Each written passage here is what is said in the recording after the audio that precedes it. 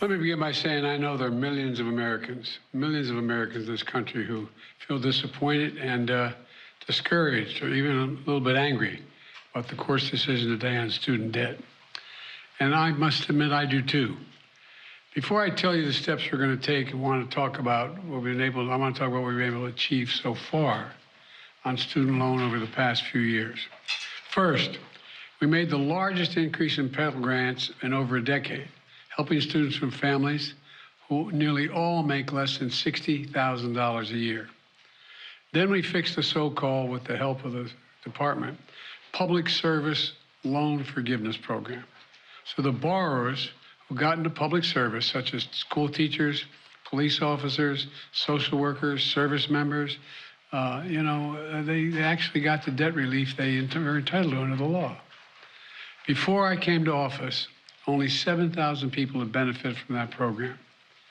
Today, over 600,000 borrowers have received relief from that program. And it's still available. So many more people can be helped. And I encourage you to apply if you haven't already.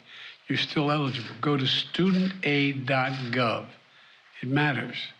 Third, my administration improved the program from the Obama-Biden administration on income-driven repayment plan. That's what it was referred to as. Back then, we set a limit. Student borrowers would pay no more than 10% of their disposable income to pay back their debt at any one time. My administration is going to reduce that to 5%. It's now the most generous repayment program ever. No one with an undergraduate loan today or in the future, whether from a community college or a four-year college, will have to pay more than 5% of their disposable income to repay their loan. And that's income after you pay for the necessities like housing, food, and the like. Typical borrower is going to save about $1,000 a year.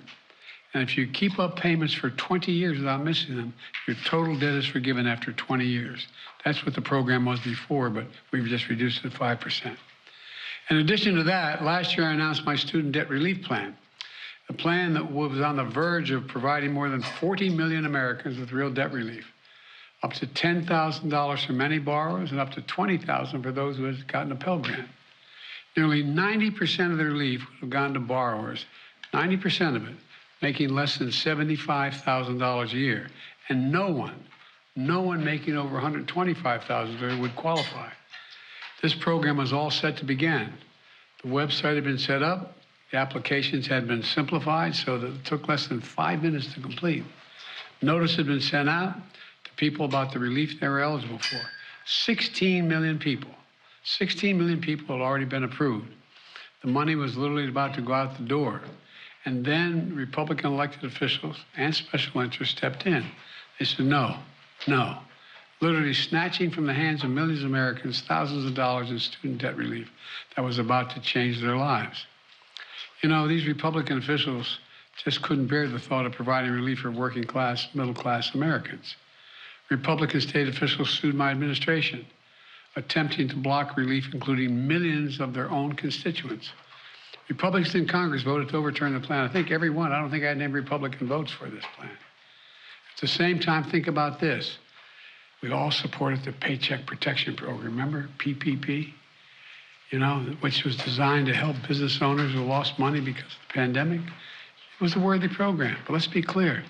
Some of the same elected Republicans, members of Congress who strongly opposed giving relief to students, got hundreds of thousands of dollars themselves in relief, members of Congress, because of the businesses they were able to keep open. Several members of Congress got over $1 million. All those loans were forgiven.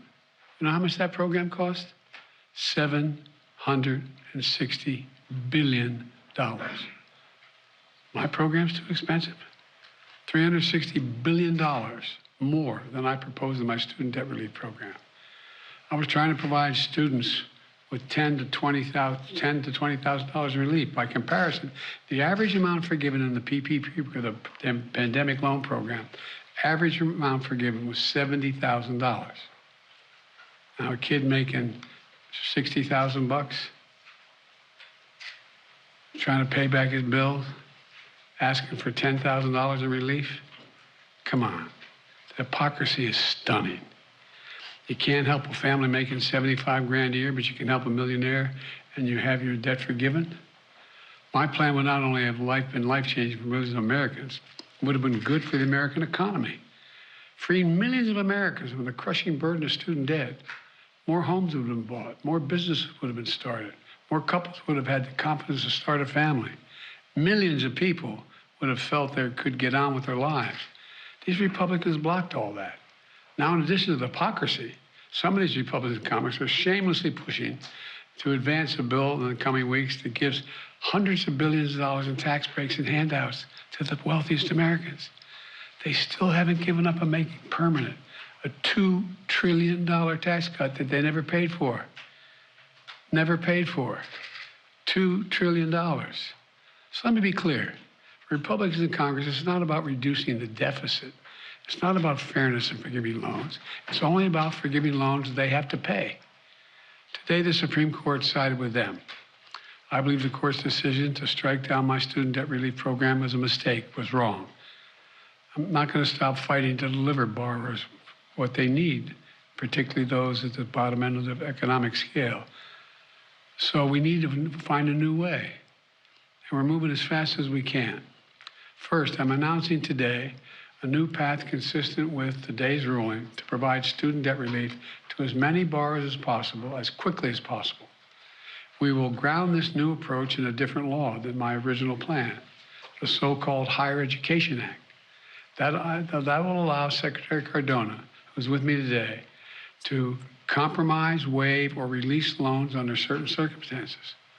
This new path is legally sound. It's going to take longer, but in my view, it's the best path that remains to providing for as many borrowers as possible with debt relief. I've directed my team to move as quickly as possible under the law.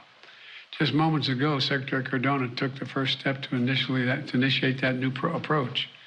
We're not going to waste any time on this. We're getting moving on it. It's going to take longer, but we're getting at it right away. Second, we know what many borrowers will need to make their hard choices, which their budgets are being strained now when they start to repay their monthly loan payments this fall. You know, we know that figuring out how to pay these added expenses can take time for borrowers, and they might miss payments at the front end as they get back into repayment. Normally, this could lead borrowers to fall into delinquency and default. But without their it will hurt their financial security, and that's not good for them or the economy. That's why we're creating a temporary 12-month, what we're calling on-ramp repayment program. Now, this is not the same as a student loan pause. It's been in effect for the past 3 years. Monthly payments will be due. Bills will not go out, and interest will be accruing. And during this period, if you can pay your monthly bills, you should. But if you cannot, if you miss payments, this on-ramp will temporarily remove the threat of default or having your credit harmed, which can hurt borrowers for years to come. Because the Department of Education won't refer borrowers. And the reason why that will work, they won't refer borrowers who miss payments to credit agencies for 12 months to give them a chance to get back up and running. Let me close with this. Our Republican officials say student loan relief is a giveaway to the privileged. You hear that loud now, the privileged. I love their concern for the privileged. But I know who student loan borrowers are in this country. So do all you. The couple putting off having a child until they can find their way to deal with their debt. That's who they are. They're young putting off buying their first home so they can get out from under student loans. Hope on the horizon, thanks to relief that I planned last year. Today's court decision snatches it away from them. I get it. I get it. I hear this. And I'm concerned about it. But today's decision has closed one path. Now we're going to pursue another. I'm never going to stop fighting for you. We'll use every tool at our disposal to get you the student debt relief you need and reach your dreams. It's good for the economy. It's good for the country. It's going to be good for you. Thank you very, very much for listening.